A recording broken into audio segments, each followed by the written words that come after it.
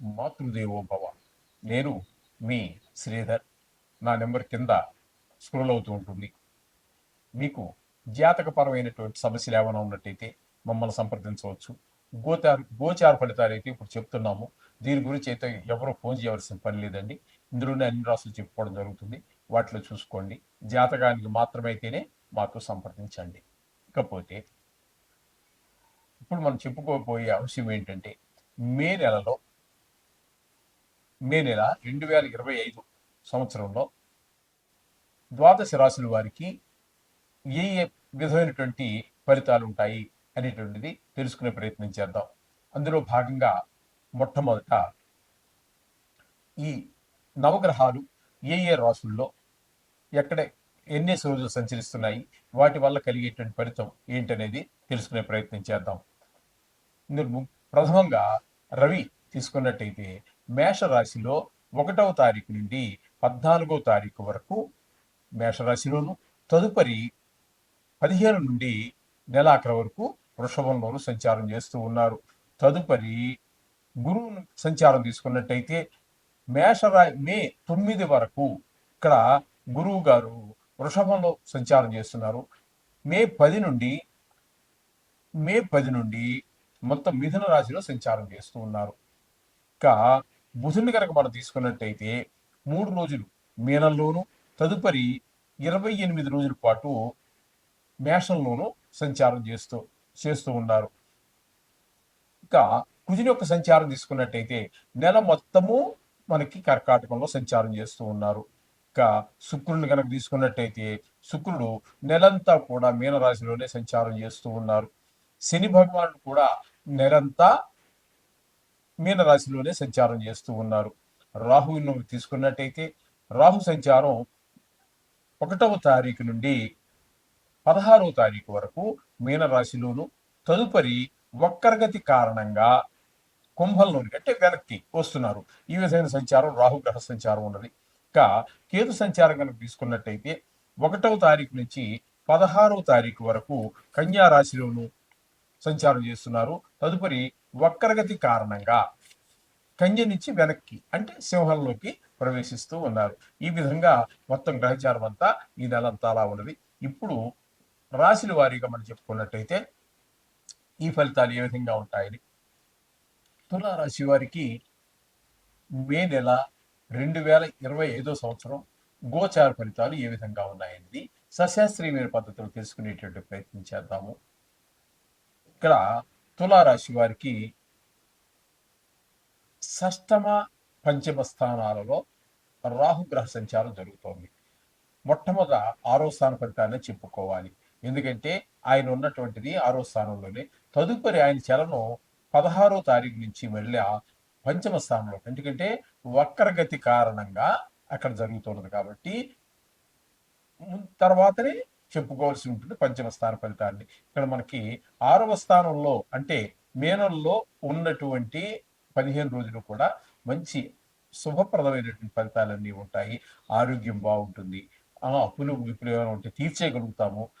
మనకి ఇవ్వవలసిన వాళ్ళు ఎవరైనా ఉంటే వాళ్ళు తీర్చేస్తారు.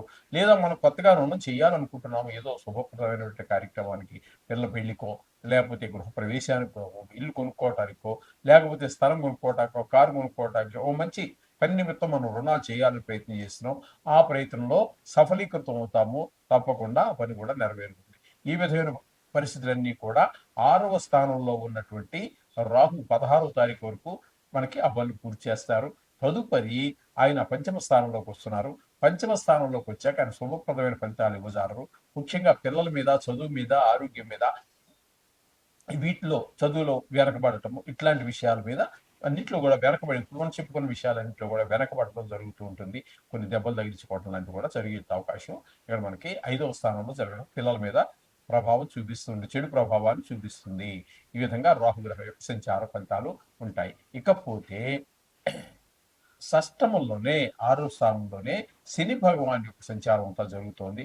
అద్భుతమైనటువంటి ఫలితాలన్నీ కూడా ఈ శని భగవానుడు ఈ నెల రోజులు ఏంటంటే ఇప్పుడు మనం మాస ఫలితాలు చెప్పుకుంటున్నాము కాబట్టి, కాకపోతే ఇక్కడ 2.5 సంవత్సరాలు ఆయన ఉండడం జరుగుతుంది కాబట్టి అదంతా కూడా మంచి పీరియడ్. మొత్తం మీద తులారాశి వారికి 2.5 సంవత్సరాలు శని భగవాన్ అనుకూలుడే.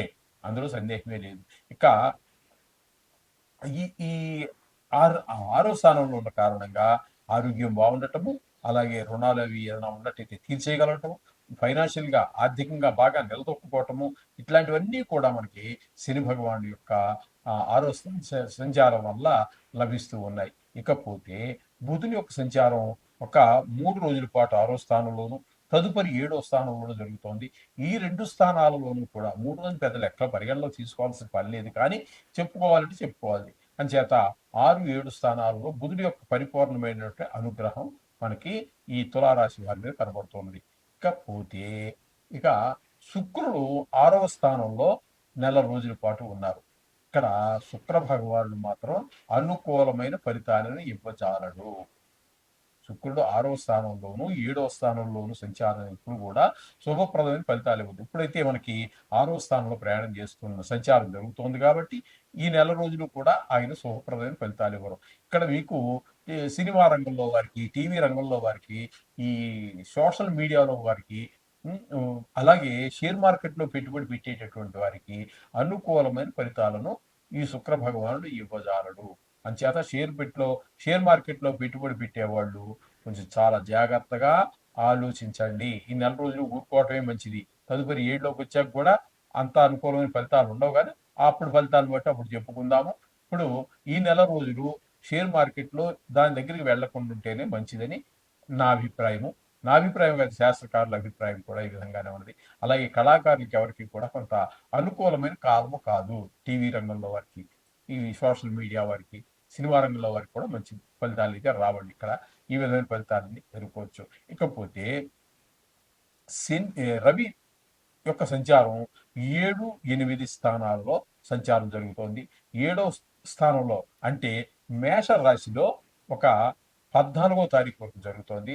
తదుపరి అష్టమ స్థానంలో ప్రవేశిస్తున్నాడు. ఇక్కడ 7వ స్థానంలో ఉన్నప్పుడు కుటుంబం మధ్యలో చికాకులు, అలాగే వ్యాపారం కలిసి ఇద్దరు ముగ్గురు కలిసి చేసేటటువంటి వ్యాపారం ఏదైతే ఉందో జాయింట్ వ్యాపారం చేసే వారికి కూడా ఆ వ్యాపారంలో ఇబ్బందులన్నీ ఉండేటువంటి అవకాశం ఉన్నది. అలాగే 8వ స్థానంలోకి వచ్చాక మరీ కొంచెం చెడు వార్తలు వినటము, కొంతమంది దూర బంధువులు, మిత్రులు హఠాన్ మరణాలు పాలవటము, ఇట్లాంటివన్నీ కూడా మనకి కనబడుతుంది. ధన నష్టం జరుగుతూ ఉంటుంది. కొన్ని సందర్భాల్లో అవమానాలు పొందవలసినటువంటి పరిస్థితులు కూడా ఏర్పడుతూ ఉంటాయి. ఈ విధంగా మొత్తం 7, 8, 2 స్థానాలను కూడా రవి యొక్క సంచారము ఈ నెల రోజులు బాగలేదు. తదుపరి ఈ 8వ స్థానంలో గురువు యొక్క సంచారం 9వ తారీఖు వరకు జరుగుతోందండి. ఈ 9వ తారీఖు వరకు అష్టమ స్థానంలో గురు బలం లేనట్లే లెక్క. అది అనుకూలమైన ఫలితాలను ఇవ్వజాలదు. అక్కడ కూడా కొన్ని దుర్వార్తలు వినటము, ఇందులోన పెట్టుబడి పెట్టి ఉన్నట్టయితే నష్టాలు రావటం ఇలాంటివన్నీ జరుగుతూ ఉంటాయి. తదుపరి అంటే 10వ తారీఖు నుంచి నెలంతా కూడా గురువు భాగ్యస్థానంలో సంచారం చేస్తూ ఉన్నారు. నిజానికి చెప్పాలంటే ఈ ఈ నెలంతానే కాదండి, సంవత్సరం పాటు ఇంచుమించుగా అక్కడే ఉంటారు వారు. గురువు భాగ్యస్థానం తులారాశి వారికి గురు బలం బాగా పెరిగింది.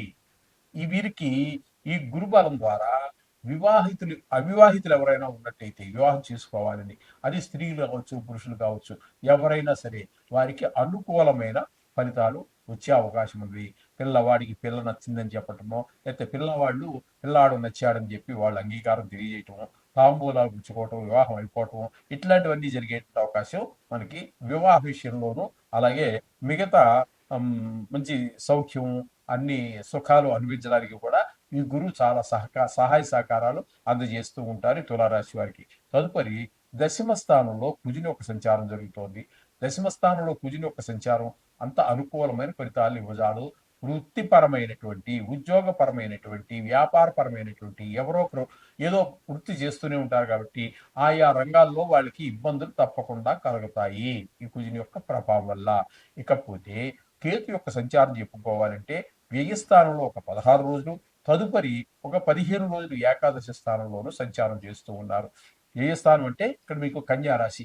ఈ కన్యారాశి నుండి సింహంలోకి వక్రగతి మార్గం ద్వారా మనకి 17వ తారీఖు బయలుదేరుతున్నారు.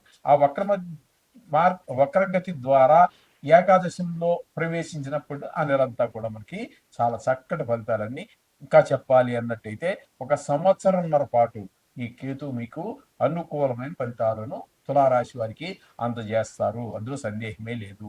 అంటే ఇక్కడ ఏది ముట్టుకున్న బంగారం అవుతూ ఉంటుంది. అలాగే లాభాలు ఊహించిన దానికన్నా ఎక్కువ లాభాలు పొందగలుగుతారు. ఏదైనా వ్యవహారం నడపాలనుకుంటే కూడా చాలా చక్కటి ఫలితాలన్నీ కూడా ఈ కేతు అనేటటువంటి ఆయన ఈ ఈ ఈ ఈ 15 నుంచి 16వ తారీఖు నుండి మొత్తం ఈ నెలే కాకుండా సంవత్సరంన్నర పాటు అనుకూలమైన ఫలితాలు ఇస్తారు. అంటే ప్రస్తుతం మనం చెప్పుకుంటున్న నెల ఫలితాలు కాబట్టి నెల గురించే చెప్పుకుందాం. ఈ విధమైన ఫలితాలన్నీ కూడా తులారాశి వారికి వస్తూ ఉన్నాయి. అయితే ఈ నెలలో వచ్చేటువంటి శని త్రయోదశిని ఉపయోగించుకోవచ్చు. ఎవరికైనా బాగలేని వాళ్ళు ఉన్నట్టయితే శని ఈ తులారాశి వారికి బాగానే ఉంది కాబట్టి అంతా శని ఏమైనప్పటికీ కూడా రోజు దేవుని ప్రార్థించడం అనేది, నవగ్రహాలను ప్రార్థించుకోవడం అనేది చాలా అవసరము. ఆ విధంగా చేసినట్టయితే మీకు చాలా మంచి శుభాలన్నీ చేకూరుతాయి. శుభం భూయాత్.